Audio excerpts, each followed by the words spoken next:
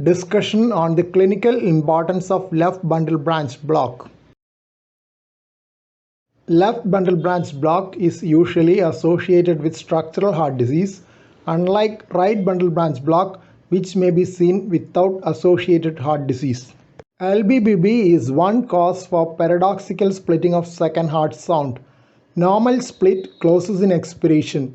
In paradoxical splitting, split is audible in expiration and closes in inspiration. In normal conduction sequence, left bundle branch block is activated first. Hence, a left bundle branch block can affect the initial vector in the ECG. This leads to errors in interpretation of Q waves in myocardial infarction.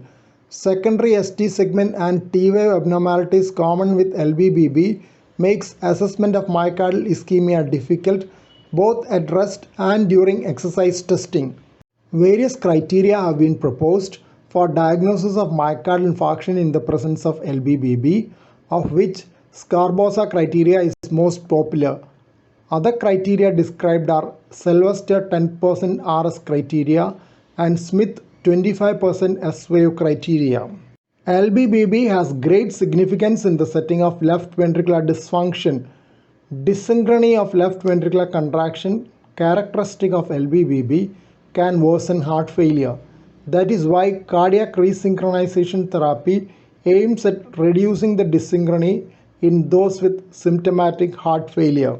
Benefits of cardiac resynchronization therapy in heart failure is largely restricted to those with LBBB and QRS width of 150 milliseconds or more, suggesting the role of left ventricular dysynchrony in heart failure progression. Responders to cardiac resynchronization therapy, which constitutes 2/3 of the patients, exhibit left ventricular reverse remodeling.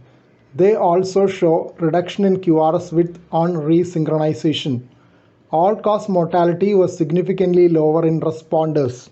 Both His bundle pacing and left bundle branch pacing have been used for correction of dyssynchrony. LBBB correction is a terminology used by some. This results in normal QRS and left ventricular synchronization. His bundle pacing helps by pacing the fibers destined to the left bundle branch within the His bundle. It is known that the fibers segregate before the actual division into left and right bundle branches.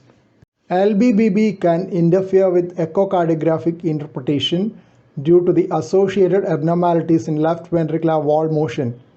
In LBBB, there is a pre-ejection contraction with leftward movement of the septum, followed by immediate rebound stretch and subsequent paradoxical rightward movement. This has also been called as septal flash. Please note that septal flash is different from the respirophasic ventricular septal shift known as septal bounce in constrictive pericarditis. Septal flash is early systolic while septal bounce is early diastolic. LBBB often causes septal perfusion defects in radionuclide myocardial perfusion imaging during exercise test, but this is rare with vasodilator stress.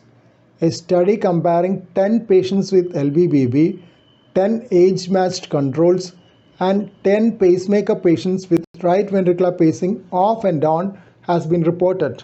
They concluded that the apparent septal perfusion defect in LBBB is mainly due to relative lateral hypoperfusion rather than an absolute decrease in septal flow. Switching pacemaker on during exercise decreased the ratio of septal to lateral wall myocardial blood flow by 17%. Septal perfusion defect is partly due to the heterogeneity in blood flow between left anterior descending and left circumflex coronary arteries due to the delayed septal relaxation. It may be noted that myocardial blood flow is better in diastole when myocardium relaxes, as the systolic contraction reduces blood flow in systole into the intramyocardial vessels. There may be a reduced oxygen demand due to the late septal contraction, which occurs when the wall stress is less. First set of journal references on LBBB.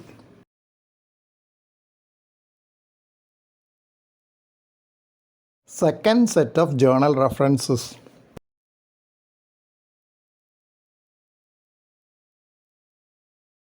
One more reference on LBBB.